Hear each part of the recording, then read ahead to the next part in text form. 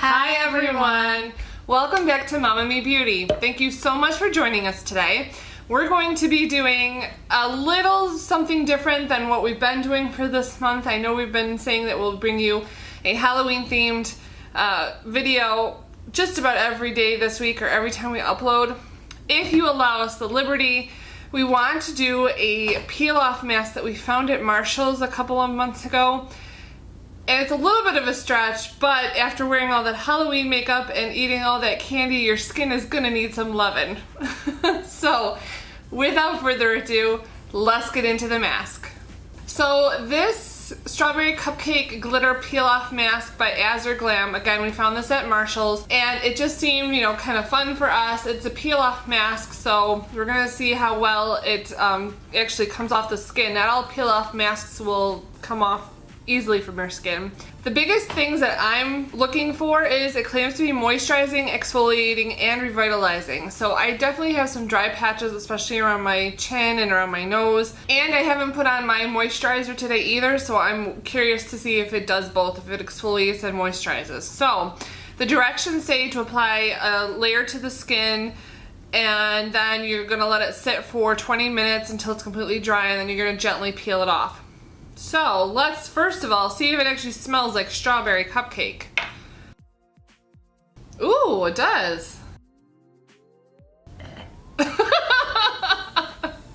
Apparently Emma does not like the smell of it. It definitely has glitter in it, so I think the best way to apply this is just to do one person then the other. So Emma, why don't you go first?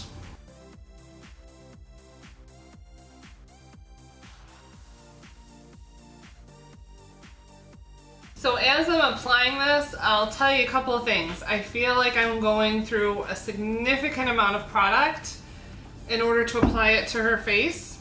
And it does dry down pretty quickly. So I applied her chin, went around this side, and now as I'm coming around this side, the mask that I applied originally to her chin is already starting to dry down. So you gotta kind of work quickly.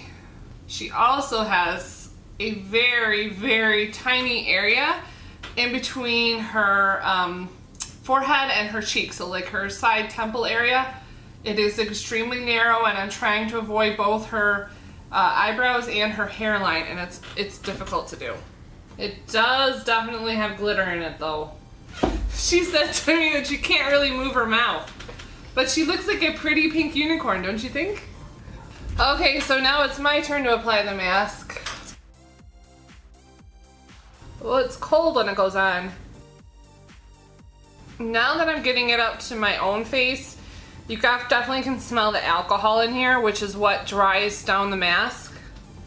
It doesn't burn, but I can definitely tell the alcohol is drying just because the fumes keep evaporating in front of my eyes.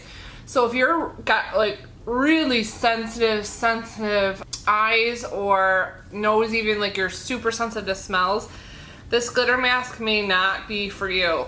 What I recommend, try using stuff that doesn't have a fragrance, like masks that don't have a fragrance to them, and there's plenty of them out there. I have an e.l.f. glitter mask, it's also peel off, that doesn't have a smell to it, and the alcohol in there isn't that bad. I don't sense it drying in front of my eyes, so that might be a good option for you.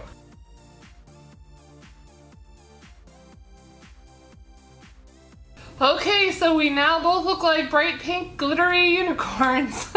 We're gonna set the timer for 20 minutes and we'll be right back. So we're back, and it's been at least 20 minutes.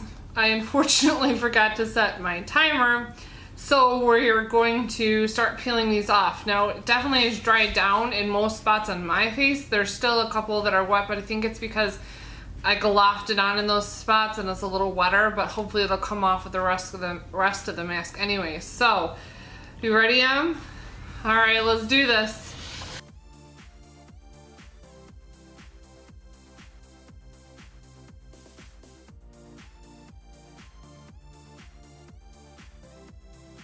So it is a little bit painful coming off, I gotta say. Not as bad as some other peel off masks that I've tried, but it's not comfortable.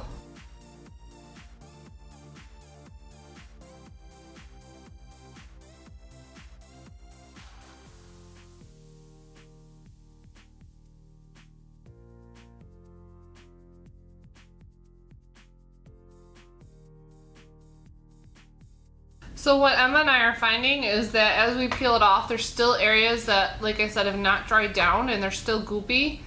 And unless you get a wet washcloth, they're not coming off. So I think that's going to be our next step. And unfortunately, one of the downsides to this mask.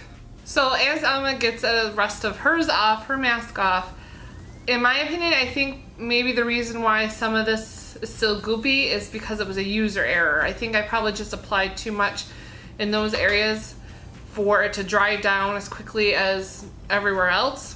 So now that all the mask is off, at first I thought it actually made my face feel more moisturized and definitely exfoliated those dry areas down on the bottom of my chin. And now that it's been off for like a good 5 to 10 minutes, my face is starting to feel very tight, very dry, very uncomfortable. Definitely want to put some moisturizer on. I feel the same way. I really don't like it.